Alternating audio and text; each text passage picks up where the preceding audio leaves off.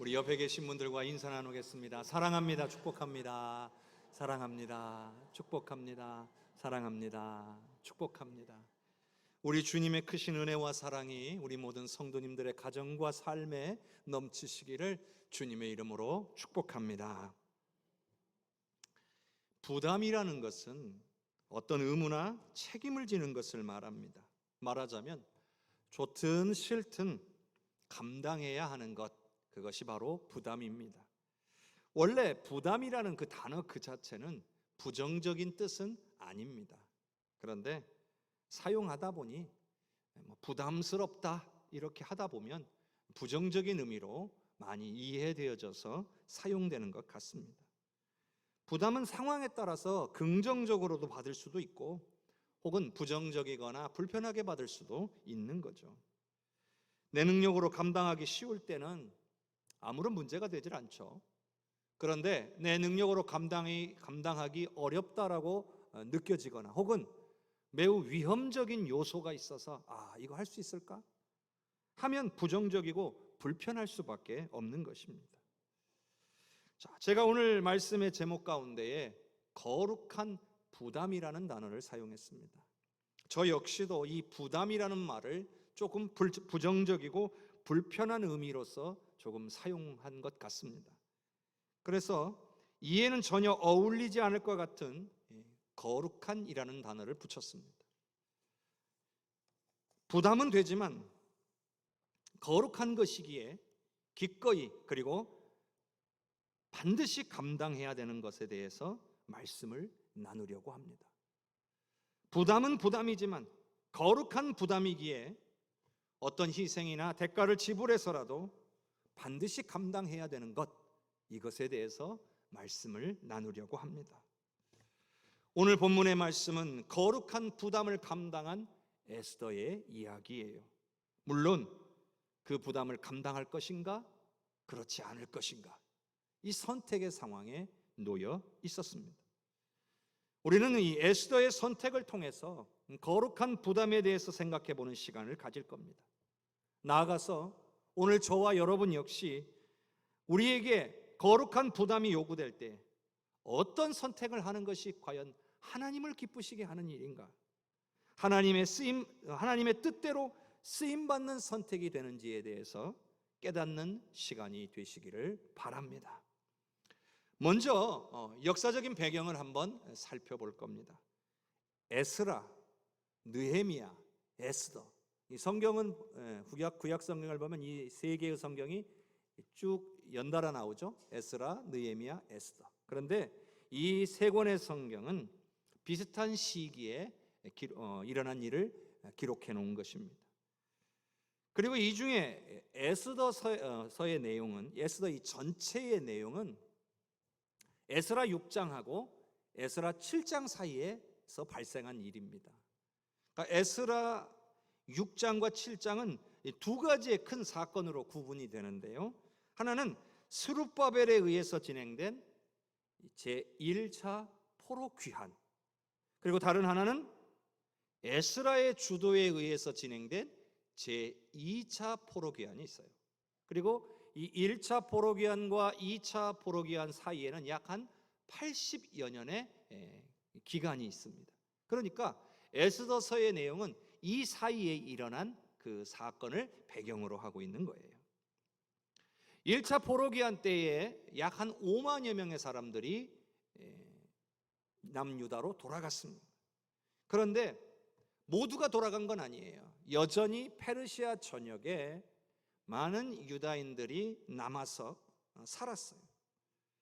그런데 이 에스더서의 내용은 뭐냐면 이 페르시아 전역에 흩어져 살아가는 이 남은 모든 유대인들이 이제 죽임을 당할 상황에 놓여 있는 거예요. 유대인들을 다 죽이려는 계획이 진행되고 있었다는 거죠. 그런데 여러분, 이 유대인을 죽이려는 이 계획이 실패로 돌아갔는데요, 만일 실패로 돌아가지 않았더라면 어떻게 됐을까요? 2차 포로 귀환도 없고 3차 포로 귀환도 없는 거예요. 왜? 돌아올 사람이 없잖아요. 이렇게 중요한 상황에 에스더라고 하는 한 여인이 자리하고 있는 거예요. 당시 페르시아의 2인자가 된 하만이라는 인물이 있습니다. 이 인물은 성경에서 아각 사람으로 표현이 되고 있는데, 이 아각 사람이 누구냐? 성경에서 아말렉 족속의 왕가를 가리키는 이름이에요. 아말렉 족속의 왕가를 가리켜요. 그러니까 놀라운 것은 이스라엘과 아말렉은 늘 싸워왔는데, 이 아말렉과 이스라엘의 싸움이 페르시아에서도 이어지고 있다는 거예요. 이것은 아말렉 사람인 하만이 유다 백성들을 다 죽이려는 이러한 싸움인 거예요. 아말렉과의 싸움은 언제 처음 일어났느냐? 이스라엘 백성이 애굽에서 나와서 가나안 땅으로 가는 과정에 제일 먼저 이스라엘 백성들을 공격해온 무리가 바로 아말렉 사람들이죠. 우리가 잘 알고 있는 내용처럼 모세가 팔을 들면 전쟁에서 이기다가 모세의 팔이 내려오면 지게 되는 그 사건이 있었잖아요. 바로 그때에 이스라엘 백성들과 싸운 바로 무리가 아말렉 족속이에요. 하나님이 이때 얼마나 화가 나셨는지 아말렉을 진멸하기로 결정을 합니다. 그런데 이거에 불순종한 인물이 있죠. 누구예요? 사울 왕이에요. 사울 왕에게 뭐라고 요청했죠? 아말렉을 진멸해라. 그런데 사울 왕이 했나요? 아니죠. 불순종했습니다. 아말렉과 이스라엘 백성들과의 전쟁은 그렇게 시작해서 지금 페르시아 땅까지 이어지고 있는 거예요. 그런 의미에서 아말렉은 하나님의 백성들을 공격하는, 하나님과 적대되는 원수마귀의 세력이라고 할 수가 있을 겁니다. 하만은 교묘한 방법으로 왕을 부추겨서 유다 백성들을 멸하려고 했습니다. 엄청난 뇌물을 왕에게 줬어요. 페르시아 1년 재정의 3분의 2에 해당하는 은을 왕에게 주면서 왕의 환심을 사서 왕으로부터 인장 반지를 받아가지고 자기 마음대로 유다 민족을 죽일 수 있는 권한을 얻게 됐습니다.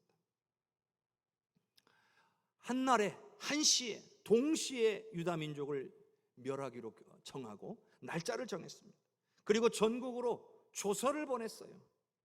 이제 한날에 동시에 전국에서 유다 민족을 죽이는 그런 참사가 일어나기 직전인 거예요. 이 소식은 삽시간에 페르시아 전역에 퍼졌고, 이것을 알게 된 모르드게와 그리고 유다 민족들은 옷을 찢고 죄를 뒤집어 쓰고 통곡하기 시작했습니다. 모르드게라는 인물은 이 에스더 왕후의 사촌 오빠입니다. 근데 나이 차이가 많이 나서 에스더 왕후의 부모님이 돌아가셔가지고 결국 아버지처럼 자신의 사촌 여동생을 키웠습니다. 그리고 나중에 에스더는 왕위 위에 올랐던 거죠. 그러니 모르드게가 성문 앞에서 죄를 뒤집어 쓰고 옷을 찢고 통곡하며 운다는 것을 듣고 이 소식이 에스더 왕후에게도 전해진 겁니다. 그래서 에스더 왕후가 현재 왕이 신임하는 내시였던 하닥이라는 사람을 보내서 모르드게의 이야기를 듣게 된 겁니다. 그게 오늘 본문의 내용이죠. 자, 에스더 4장 7절과 8절을 같이 한번 읽어보겠습니다. 모르드게가 자기가 당한 모든 일과 하만이 유다인을 멸하려고 왕의 금고에 바치기로 한 은의 정확한 액수를 하닥에게 말하고, 또 유다인을 진멸하라고 수산궁에서 내린 조서 초본을 하닥에게 주어 에스더에게 보여 알게 하고, 또 그에게 부탁하여 왕에게 나아가서 그 앞에서 자기 민족을 위하여 간절히 구하라 하니. 모르드게는요, 지금 상황을 아주 자세하게 알렸어요. 하만이 이 엄청난 돈을 쏟아부으며 유다 백성들을 죽이려고 한다는 거죠. 그리고 이미 왕의 조서가 내려졌다는 그 조서의 초본을 보여주기도 합니다. 그러면서 에스더에게 이러한 요청을 합니다. 왕 앞에 나아가서 유다 민족을 위해서 간절히 구하라는 거예요. 지금 이 문제를 해결할 수 있는 사람은 에스더 왕후밖에 없다는 거죠. 그게 유일한 방법이라는 거예요. 그도 그럴 것이 이미 왕의 인장이 찍힌 조서가 전국으로 다 보내졌어요. 이것을 돌이킬 수 있는 사람은 왕밖에 없습니다. 그리고 그 왕의 마음을 움직일 수 있는 사람은 에스더 왕후밖에 없었던 거죠. 그런데 에스더의 대답은 어떠했습니까? 자, 에스더 4장 11절을 같이 읽어보겠습니다. 왕의 신하들과 왕의 각 지방 백성이 다 알거니와 남녀를 막론하고 부름을 받지 아니하고 안뜰에 들어가서 왕에게 나가면 오직 죽이는 법이요 왕이 그 자에게 금규를 내밀어야 살 것이라. 이제 내가 부름을 입어 왕에게 나가지 못한 지가 이미 30일이라 하라 하니라. 말하자면 에스더의 대답은 왕에게 나갈 방법이 없다는 거예요. 왜냐하면 궁중 법도가 그러다는 거예요. 아무리 왕후라고 해도 아무 때나 불쑥불쑥 왕을 찾아갈 수 없게 되어 있다는 거예요. 그랬다가는 왕의 신변 보호를 위해서 아무리 왕후라 할지라도 죽인다는 겁니다. 단 한 가지 방법으로 살아날 길이 있는데 그게 뭐냐면 왕이 금규를 내밀 때만 가능하다는 거예요. 금규가 뭐냐? 금으로 만든 일종의 지팡이인데 땅을 짚을 때 쓰는 지팡이가 아니라 왕의 권위를 상징하는 좀 짧게 만들어진 지팡이예요. 그러니까 항상 왕이 들고 있고 이거 지팡이를 가지고 정사를 다스릴 때 사용하는 겁니다.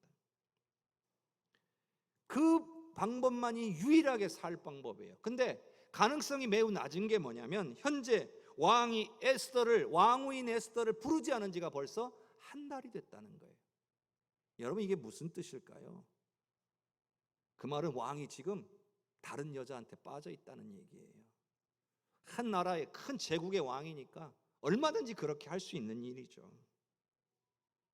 그러니 이런 상황에 왕으로서 에스더를 찾지 않고 있기 때문에 에스더 입장에서 제가 한번 가서 얘기해 볼게요, 이렇게 말할 수 있는 상황이 아니라는 겁니다. 이전에 왕후였던 그 와스티라는 왕후가 있었어요. 근데 이 왕후도요 어떻게 폐위가 되냐면 이 전쟁 때문에 이 장수들을 왕이 격려해야 될 상황이 있었어요. 그래서 아름다운 자신의 왕비를 이 연회에 딱 내보여서 자신의 왕후의 아름다움도 좀 드러내고 그리고 이 장수들을 좀 치하하고 격려하고 싶었던 거예요. 그런데 와스티 왕후가 자존심이 상해가지고 왕의 말을 안 들어준 거예요. 그 결과 어떻게 됐습니까? 왕의 위에서 폐위가 되고 말았어요. 이렇게 왕의 힘이 강해요. 그러니까 에스더도요 선뜻 결단을 못하는 거예요. 만일 왕이요 왕후를 여전히 평소에도 잘 왕후를 부르고 찾는 상황이었다면 어려운 일이 아니었을 거예요. 며칠만 기다려 보세요 할 수도 있는 거고, 설사 이제 며칠 안 남았으니까 마음이 급하면 한번 목숨 걸고 나가보기가 쉬운 일이에요. 그런데 정말 쉽지 않은 상황이에요. 어떻게 해야 될까요? 사실 에스더 왕후는 자신이 유대인이라는 것을 어느 누구에게도 알리지 않았습니다. 왜냐하면 사촌인 오빠인 이 모르드게가 유대인임을 알리지 말라고 그랬어요. 그런데 이제 모르드게가 뭐라고 얘기하는 거예요? 당신이 지금 유대인이라는 것을 이제 알리고 유대 민족의 구원을 위해서 왕에게 간청하라는 거예요. 선택해야 돼요. 목숨을 걸고 왕 앞에 나아갈 것이냐, 아니면 모른 척하고 왕후의 위를 지키면서 혼자만 살아남을 거냐, 이 선택을 해야 되는 상황인 거죠. 얼마나 부담이 되겠습니까? 모르드게는 에스더에게 선택할 것을 요청합니다. 자, 에스더 4장 13절과 14절을 같이 읽어봅니다. 모르드게가 그를 시켜 에스더에게 회답하되 너는 왕궁에 있으니 모든 유다인 중에 홀로 목숨을 건지리라 생각하지 말라. 이때에 내가 만일 잠잠하여 말이 없으면 유다인은 다른 데로 말미암아 노임과 구원을 얻으려니와 너와 내 아버지의 집은 멸망하리라.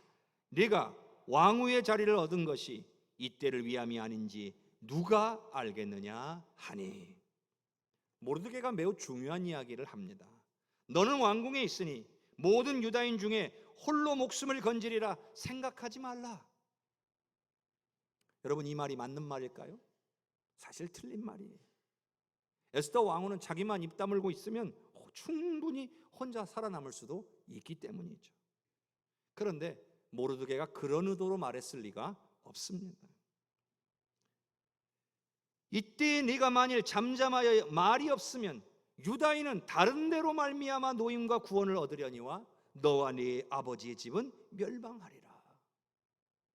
참 놀라운 고백이죠. 이게 무슨 말이냐면 에스더가 자신만을 위한 선택을 한다면 그건 오히려 자신을 망치는 일이 될 것이라고 한 겁니다. 오히려 유다인은 다른 방법으로 구원받게 될 것이고 너만 망하게 될 거다. 여러분, 도대체 이런 생각은 어떻게 할 수 있는 겁니까? 그건 바로 하나님에 대한 철저한 신뢰에서만 나올 수 있는 고백이에요.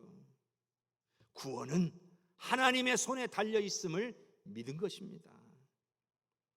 다만 모르드게의 생각에는 하나님께서 에스더를 왕위에 위에 세우신 것은 이 같은 구원의 역사를 위하여 에스더를 사용하시려고 하신 것이다, 이렇게 생각하고 있었던 겁니다. 모르드게는 유다 백성들의 생명이 하만의 손에 달려 있는 것이 아니라 하나님의 손에 달려 있음을 믿은 것입니다. 그래서 에스더를 왕으로 세우신 하나님께서 에스더를 통해 유다 백성들을 구원하시고 하나님의 위대하심을 드러내려 하신다는 것을 믿은 것입니다. 요셉도 그랬잖아요. 야곱의 집안을 구원할 때 하나님이 구원할 능력이 없어서 요셉을 사용하신 게 아니잖아요. 요셉을 애굽의 총리 대신으로 세워서 요셉을 통하여 야곱의 집안뿐만 아니라 당시에 고대 근동 지역에 살아가는 수많은 생명들의 목숨을 구하게 하셨죠. 그리고 그 모든 것이 하나님이 하신 일임을 드러내게 하셨죠. 여러분, 그것이 바로 하나님이 하시는 일이에요. 자, 이제 에스더는 선택만이 남았습니다. 에스더 4장 16절과 17절을 같이 읽어봅시다. 당신은 가서 수산에 있는 유다인을 다 모으고 나를 위하여 금식하되 밤낮 3일을 먹지도 말고 마시지도 마소서. 나도 나의 시녀와 더불어 이렇게 금식한 후에 규례를 어기고 왕에게 나아가리니 죽으면 죽으리이다 하니라. 모르드게가 가서 에스더가 명령한 대로 다 행하니라. 에스더가 어떤 선택을 했어요? 목숨을 거는 선택을 했어요. 저는 이것을 가리켜 오늘 제목대로 거룩한 부담이라고 말씀드리고 싶습니다. 에스더가 왕위에 올라간 것 단지 얼굴이 예뻐서만은 아니에요. 운이 좋아서만도 아닙니다. 하나님께서 쓰시기 위해 에스더를 왕후의 자리에 세우신 겁니다. 그렇다면 하나님께서 쓰시고자 하실 때에 쓰임받는 게 마땅한 겁니다. 에스더는요, 모르드게의 말을 통해 자신의 사명이 무엇인지를 분명하게 깨달았던 거예요. 물론 무척 매우 부담스러웠을 겁니다. 할 수만 있으면 피하고 싶었을 것입니다. 그러나 오로지 자신만이 할 수 있는 일이에요. 예수님도요, 십자가에 달려 죽으시는 일들 부담스러우셨어요. 할 수만 있으면 이 잔을 옮기고 싶어 하셨어요. 그러나 예수님만이 하실 수 있는 일이었어요. 그래서 기꺼이 그 죽음을 받아들이시지 않았습니까? 결국 에스더의 선택은 죽으면 죽으리다였습니다. 수많은 유다 백성의 생명을 구할 수도 있는 일이기 때문이죠. 실로 거룩한 부담이었습니다. 여러분, 에스더가 이 거룩한 부담을 지지 않았다면 앞서 말씀드린 것처럼 2차, 3차 포로귀환도 없어요. 에스라서도 기록되지 않았을 것이고 느헤미야서도 기록되지 못했을 겁니다. 성벽도 재건될 수 없었을 것이고 진정한 회개와 절개의 회복과 같은 영적인 대각성운동도 일어나지 못했을 겁니다. 정말 이 에스더의 선택은 아름답고 귀한 것이었습니다. 성도 여러분, 성도라면 거룩한 부담을 기꺼이 감당해야 합니다. 부담스러운 것 사실이죠. 그러나 하나님의 뜻입니다. 하나님이 원하시는 일이에요. 그 거룩한 부담을 감당하라고 오늘 우리를 이 자리에 불러주신 것입니다. 저는 생각해 봅니다. 하나님께서 왜 이 나라를 이렇게 부강하고 잘 살게 만들어 주셨을까요? 전 세계적으로요, 우리나라만큼 짧은 시간 내에 이렇게 성장한 나라를 찾아볼 수 없다고 합니다. 요즘 살기 힘들다 이런 말들 많이 하잖아요. 그런데 그것도 하나님께서 이만큼 살게 해주셨기 때문에 나올 수 있는 말들이에요. 왜 하나님이 우리나라를 이렇게 단시간 내에 부강하게 하셨을까? 우리를 통해 거룩한 하나님의 나라를 이루시려고 풍성케 하셨다고 저는 믿습니다. 말하자면 이 땅의 교회와 성도가 감당해야 될 거룩한 부담이 있다는 거죠. 하나님께서는 온 세상을 복음화하기 원하세요. 그래서 그들을 위해 수많은 선교사님들을 파송케 하셨어요. 그래서 오늘 우리나라로 하여금 수많은 선교사님들을 파송하고 교회와 성도들이 선교사님들의 사역을 돕게 하시는 거예요. 그 역할을 감당하라고, 그 거룩한 부담을 감당하라고 이 나라를 잘 살게 하신 거예요. 여러분, 에스더 왕후가 자신의 안위와 풍요만을 생각하고 모르드게의 청을 거절했다면 어떻게 됐을까요? 마찬가지로 오늘 우리가 자신의 안위와 풍요만을 생각하고 우리에게 주어진 거룩한 부담을 감당하지 않는다면 어떻게 될까요? 하나님께서 우리의 안위를 지켜주실 이유도 없고 우리를 풍요롭게 하실 이유도 없어지는 거예요. 왜 하나님이 우리를 풍요하게 해줘야 됩니까? 왜 하나님이 우리의 안위를 지켜줘야 합니까? 그것은 우리가 하나님께서 우리에게 맡기신 거룩한 부담을 감당할 때에 하나님의 은혜가 임하게 되는 거예요. 힘들지만, 부담스럽지만 하나님의 마음을 깨닫고 생명을 살리는 일에 힘을 쓴다면 하나님께서는 더욱 풍성한 은혜와 사랑으로 오늘 우리에게 넘치게 채워 주실 줄로 믿으시기를 바랍니다. 지금의 여러분의 삶이 있는 것은 모두가 하나님의 은혜임을 인정하시기를 바랍니다. 여러분을 이 자리에 있게 하시고 지금의 위치에 서게 하신 것이 하나님의 나라와 영광을 위해 사용하시고자 복 주신 것임을 믿으시기를 바랍니다. 성도 여러분, 우리는 우리가 할 수 있는 일을 해야 합니다. 하나님이 원하시는 일을 해야만 합니다. 바울 사도도요, 복음 전하는 일 쉽지 않았어요. 자신의 모든 것 내려놓고 생명을 걸어야 되는 일이었기 때문입니다. 여러분, 우리가 지금 생명을 걸자고 하고 이렇습니까? 바울 사도는 편히 살 수 있는 길을 버리고 기꺼이 고난의 길을 걷기로 결단했습니다. 왜냐하면 그것이 자신의 사명이고 반드시 해야만 하는 일이라 확신했기 때문이에요. 자, 바울 사도의 고백을 한번 살펴봅시다. 고린도전서 9장 16절의 말씀입니다. 내가 복음을 전할지라도 자랑할 것이 없음은 내가 부득불 할 일임이라. 만일 복음을 전하지 아니하면 내게 화가 있을 것이로다. 바울 사도는요, 자신이 만일 복음을 전하지 아니하면 자신에게 화가 있을 것이라 고백합니다.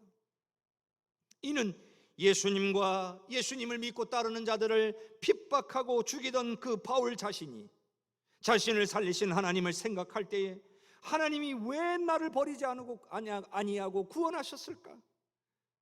왜 이런 죄인을 하나님께서 구원하셨을까? 생각을 해보니까 이런 죄인도 구원하신 하나님을 널리 전파하라고 부르셨다는 사실을 깨닫게 된 거예요. 죄인 중에 괴수라고 여겼던 자신을 구원하사 하나님의 자녀 삼아주신 것을 생각할 때에 복음을 전하지 않는 것은 자신을 구원해 주신 그 은혜를 저버리는 것이 된다라고 생각한 겁니다. 그래서 이 거룩한 부담을 기꺼이 받아들였던 것입니다. 성도 여러분, 우리에게도 거룩한 부담이 주어져 있습니다. 우리의 주변에 구원받아야 될 많은 영혼들, 회복되고 돌아와야 될 많은 영혼들에게 복음을 증거해야 될 부담이 오늘 저와 여러분에게 주어져 있는 겁니다. 나만 잘 믿으면 되고, 나만 복 받으면 되고, 나만 잘 살면 되는 것일까요? 그것은 비록 하나님의 소원이라 할지라도 거절하겠다는 거예요. 아무리 부담스러워도, 아무리 힘들어도 하나님의 소원을 이루기 위해 기꺼이 복음을 증거하는 일을 감당한다면 에스더를 통하여 일어난 그 놀라운 하나님의 역사가 오늘 저와 여러분을 통해서도 얼마든지 일어날 수 있음을 믿으시기를 바랍니다. 여러분, 어떻게 지난 한 주간 동안에 간절히 구해 보셨습니까?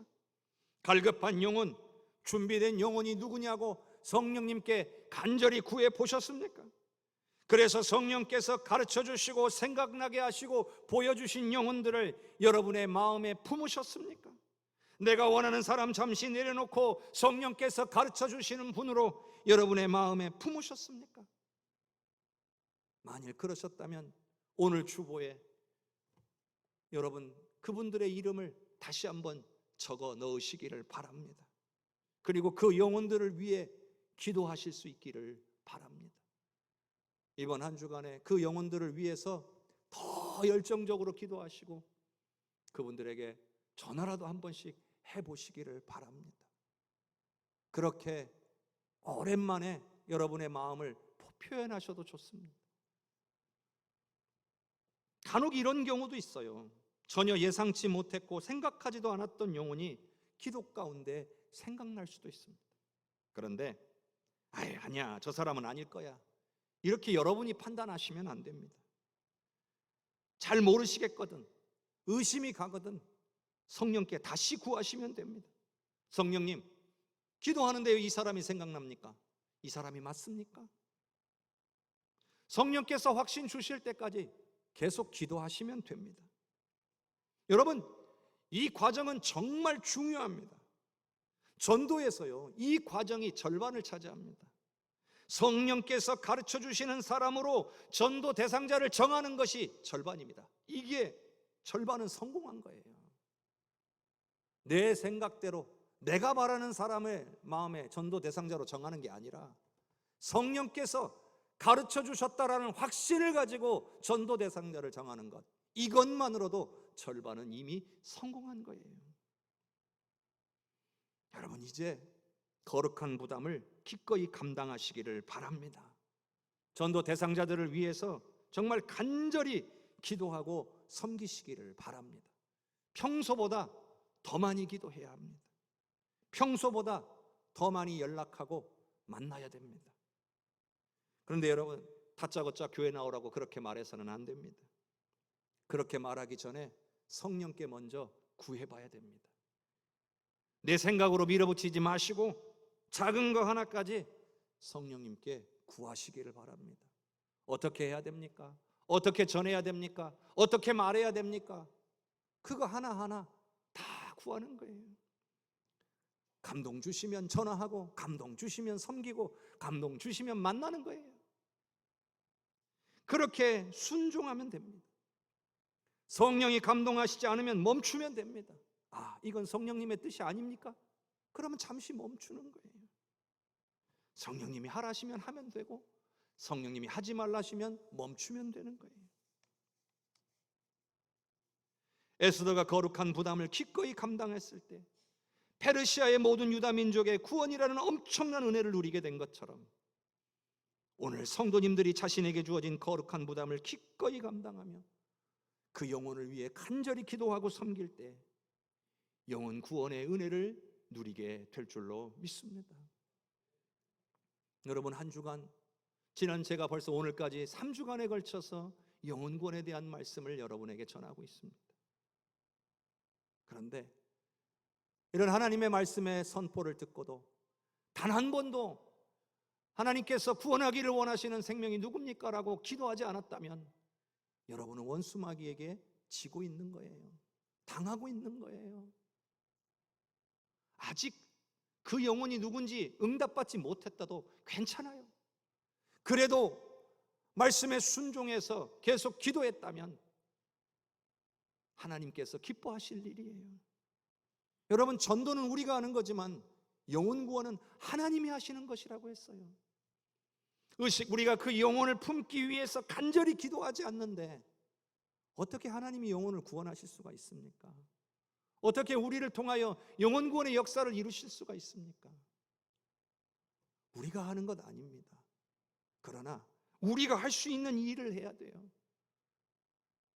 하나님이 구원하기를 원하시는 갈급하고 준비된 영혼이 누굽니까? 라고 기도하는 것, 이건 우리가 얼마든지 할 수 있는 일이잖아요.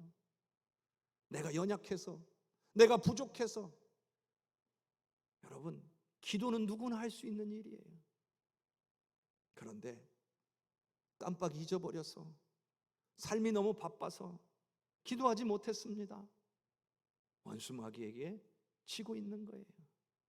하나님의 소원을 이루어드리는 일보다 더 중요한 일은 그 어디에도 없습니다. 이미 전도 대상자를 마음에 품으신 분들은 전심으로 이번 한 주간 기도하시면서 귀한 분들에게 사랑을 나누고 섬기고 전화도 하고 교제할 수 있기를 바랍니다. 그러나 아직 응답을 받지 못했거나 아직 기도하지 못하신 분들이 있다면 계속 다시 기도하실 수 있기를 바랍니다. 분명히 성령께서 여러분의 간절한 기도에 응답하셔서 생명을 마음에 품을 수 있도록 인도해 주실 줄로 믿습니다. 뒤로 물러서지 마십시오. 포기하지도 마십시오. 절대로 원수 마귀에게 지지도 마십시오. 성령님을 의지함으로 반드시 승리하는 우리 해성교회 모든 성도님들 되시기를 주님의 이름으로 축복합니다.